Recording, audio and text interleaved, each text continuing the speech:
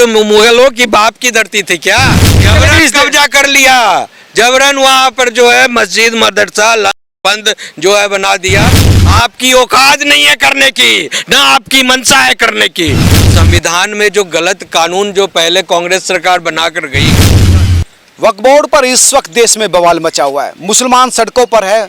तमाम विपक्षी पार्टी आरोप लगा रही कि सरकार मुसलमानों की ज़मीन पर डाका डालना चाहती है। सरकार कह रही है कि वो आम मुसलमान के हित पर काम कर रही है। मेरे साथ बात करने के लिए सुप्रीम कोर्ट के एडवोकेट ध्रुव कुमार जी है, संविधान विशेषज्ञ है, तमाम चीज़ों को बहुत बारीकी से जानते हैं। ध्रुव कुमार जी, ये जो मामला सड़कों पर चल रहा है ये किधर जा रहा है? मुसलमान कह रहे हैं हमारी ज़मीन पर डाका सरकार डाल रही है। बिल्कुल गलत सोच है 100%। और देश में जो एक नई फिजा चली है, जो देश को सुधारने की, देश को व्यवस्थित करने की, जो बिखरी हुई चीज़ है, चाहे कानून को भी बिखेर कर रखा गया है, हाँ, और ज़मीन जगह जायदाद जो देश की जो कलेक्टिव भूमि है उसको एक सही दशा में लाने की। मुसलमान ये कह रहे हैं ध्रुव कुमार जी हमको वक्फ बोर्ड अमेंडमेंट नहीं चाहिए। उनके कहने से क्या होता है? देश मुसलमान नहीं न चला रहे हैं, देश कौन चला रहा है? सरकार चला रही है। सरकार चला रही, सही बात कहा आपने। तो जब देश सरकार चला रही है तो सरकार का क्या काम है? जनहित में काम करना, और जनहित में जो बेहतर लगेगा वो काम करेगी। किसी स्पेसिफिक धर्म या जाति के हित में नहीं काम करेगी। हाँ, तो अगर सरकार को ये रिसर्च में आया है कि वक्फ बोर्ड के नाम पर पूरे देश में धांधली हो रहा है, माफियोसी हो रहा है, माफियागिरी हो रहा है, और बड़े बड़े लोग इसमें इन्वॉल्व हैं, और भगवान के नाम पर, अल्लाह के नाम पर, क्राइस्ट के नाम पर अगर कोई चीज़ ज़बरदस्ती यहाँ की धरती को कब्जा कर हाँ, जाली फरेबी कागज बनाकर आप उससे लाखों अरबों खरबों रुपया कमा रहे हैं, और आम जिस पर्पस के लिए वो चीज़ बनाया गया उस पर्पस को मीट आउट नहीं हो रहा है, उस मिशन और विज़न को आप इंटीग्रेट नहीं कर रहे हैं, मिशन विज़न को फुलफिल नहीं कर रहे हैं, तो वो जब जांच रिपोर्ट में ये बात आई है तो सरकार वेलफेयर करेगी ना, ठीक करेगी ना। गलत कह रहे हैं कि ज़मीन हमारी है, मुसलमान कह रहे हैं कि सरकार की ज़मीन नहीं, हम अपनी ज़मीन को अपने हिसाब से। मेरे बाबूजी, देश में हो ना तुम, भारत देश में, तो देश में सब कुछ सरकार के हित, सरकार जो तय करती है किसकी क्या चीज़ है। ये एक राजतंत्र नहीं है, लोकतंत्र है। लोकतंत्र में, डेमोक्रेसी में इलेक्टेड गवर्नमेंट होता है और एक संविधान से चल रहा है। तो संविधान में जो गलत कानून जो पहले कांग्रेस सरकार बनाकर गई है 1995 में कि जहाँ पर हाथ रख दो, जहाँ नोटिस चिपका जो, वो उसी का तो सुधार हो रहा है ना। वो कह रहे नहीं ये हमारी जमीन है, हमारे लोगों ने हमको दान दी है, जो पाकिस्तान चले गए वो दान कहने से क्या होगा? जो सुनिए, अगर ऐसा कह रहे हैं ना तो उसका भी जवाब सुन लीजिए कि जितने भी लोग यहाँ से छोड़कर, दान कर या संपत्ति छोड़कर गए थे, एनेमी प्रॉपर्टी उसको कहते हैं, उसका भी कानून अलग बना हुआ है, समझे? और सुन लीजिए, जितने भी प्रॉपर्टी इन्होंने आज छोड़ा उसके बदले पाकिस्तान में उनको उतनी प्रॉपर्टी मिली, समझे? और जो पाकिस्तान से भागकर इंडिया आए थे उनको उतनी प्रॉपर्टी इंडिया में मिली, ये भी जान लीजिए, समझे? तो आपको तो पहले से कंपनसेट कर दिया गया। आज बंगाली मार्केट में देख लीजिए, वहाँ कोटला में देख लीजिए, कम से कम 50 दिल्ली में ऐसे स्पेस हैं जो कॉलोनी, रिफ्यूजी कॉलोनी कहे जाते हैं ना। ये कह रहे मुगल शासकों ने जो दान दी थी या दान देकर गए, दान दे दी तो भैया ये बताओ, मुगल शासक मुगलों की बाप की धरती थी क्या? अरब देश से और कजाकिस्तान से और अफगानिस्तान से लाए थे पकड़कर, जमीन को उठाकर, हाँ भाई ये धरती हिंदुस्तानी है, ये ले 50 लाख एकड़ और मैं जोड़ता हूँ इसमें, हाँ 50 लाख एकड़ अब अरब से मैं लाया हूँ, 50 लाख कजाकिस्तान से लाया हूँ, 50 लाख एकड़ उधर से ये अरबियन देश से लाया हूँ, और इसमें मैंने हिंदुस्तान में जोड़ दिया।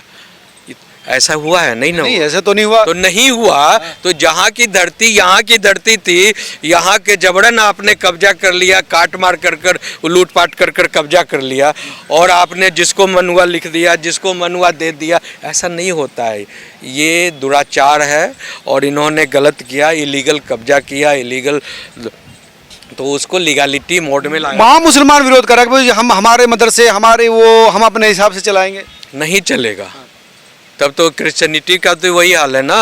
आज क्या हुआ, पूरी दुनिया में मुसलमानों ने क्या किया, वहाँ देख लीजिए, ओमान की स्थिति देख लीजिए।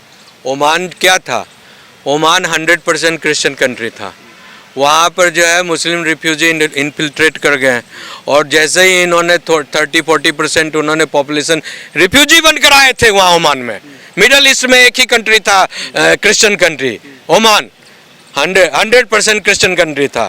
उनको इन्होंने, क्रिश्चियनों ने क्या किया, उनको रिफ्यूजी के वहाँ जितना भी वार होता था तो वहाँ पर आकर ये लोग बैठते थे, और क्रिश्चियन कंट्री ने क्या किया, उनको रिफ्यूजी एक्ट के तहत जो है सुविधा देना शुरू कर दिया।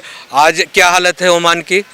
ओमान तो मुस्लिम देश है, मुसलमान देश हो गया ना। कैसे हो गया, कैसे हो गया? जब आप समझा, चाहिए पत्रकार है, हिस्ट्री देखो, जबरन कब्जा कर लिया, जबरन वहाँ पर जो है मस्जिद मदरसा बंद जो है बना दिया, और कहा कि मेरा देश है जी, हमारा है। उसी तरह हिंदुस्तान में हुआ, जबरन कब्जा कर लिया।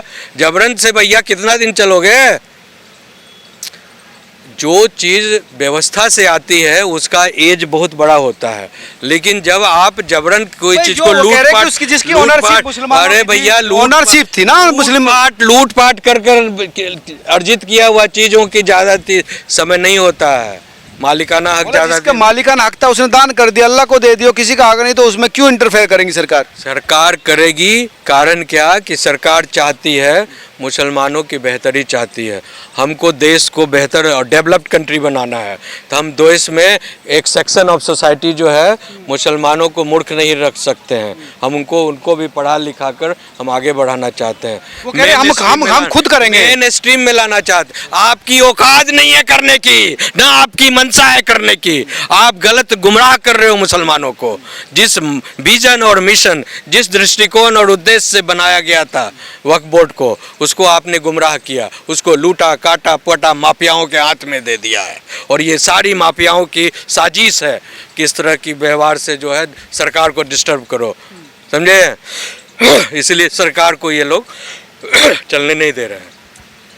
तो चीजें ठीक है कानून के हिसाब से, बिल्कुल 100 क्या 1000%। प्रोटेस्ट क्यों कर रहे हैं वो लोग? करेंगे ना, बिकॉज जिस तरह से माफिया लोग लगे हुए हैं वहाँ पर, एमएसपी वाले माफिया लोग, कि क्या करते हैं। अब एमएसपी का झगड़ा देखिए कहाँ है, क्यों हुआ।